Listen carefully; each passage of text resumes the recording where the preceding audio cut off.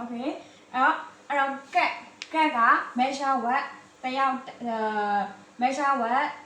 ရောက်တို့မြန်မာလိုဆိုရင်ရောက်တို့ဦးတို့ခုတို့သုံးတယ်နော် okay နောက်တစ်ခုကကြားမိသားစုကြားထင်လို့လည်းသုံးတယ်ကြားလို့လည်းသုံးတယ်နော်ကြားလို့လည်းသုံးတယ်ကြားထင်လို့လည်းသုံးတယ်အဲ့ဒါ family မိသားစုနော် okay အဲ့ဆိုရင်တော့အခုဘာသိမလဲဆိုရင်ယိုရင်ဆိုရင်ရှိရနော်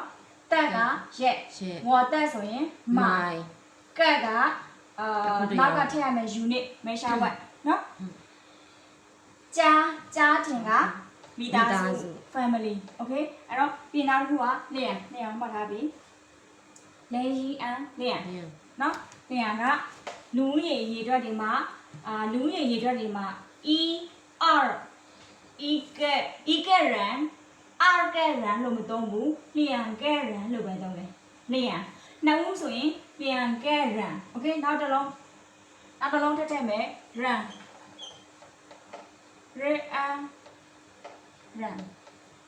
ရrun တချို့လောင်ရှိတွေကတော့ ray လို့ထွက်တယ်ဒါပေမဲ့ run လို့ထွက်ရတာကိုကြိုက်လို့ဒါပေမဲ့ကိုယ့်အကိုလေ့လာပါအတန်တွေတန်ထားဒီကောင်နဲ့ပတ်သက်ပြီးတော့မှကျမလည်းအခုချိန်ကြီးလေ့လာနေသေးပါ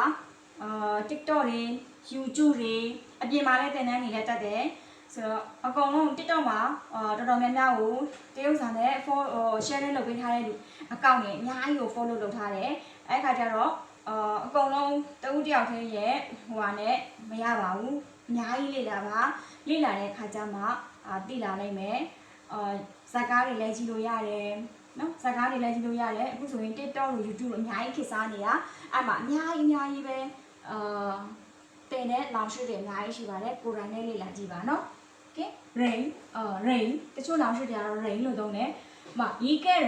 can rain လျံက rain လို့တော့ဟိုမဖြစ်ဘူးမြန်မာစာမှာလည်းရှိတယ်ရေးတော့အမှန်ဖတ်တော့အတန်တဲ့ဒါပေမဲ့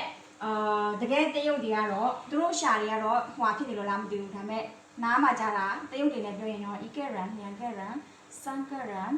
sikaran လို့ပဲကြားတယ်အားကြောင့်မို့အခုဒီဟာကို run လို့ကျမတော့ထွက်တယ် run run ကလူလူတယောက်ဆိုရင် ikaran လူတယောက်ဆိုရင် ikaran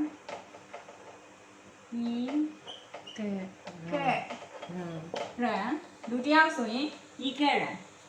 နှစ်ယောက်ဆိုရင်လျံက run နော်ဒီစီနော်တစ်ခါရပြီပါ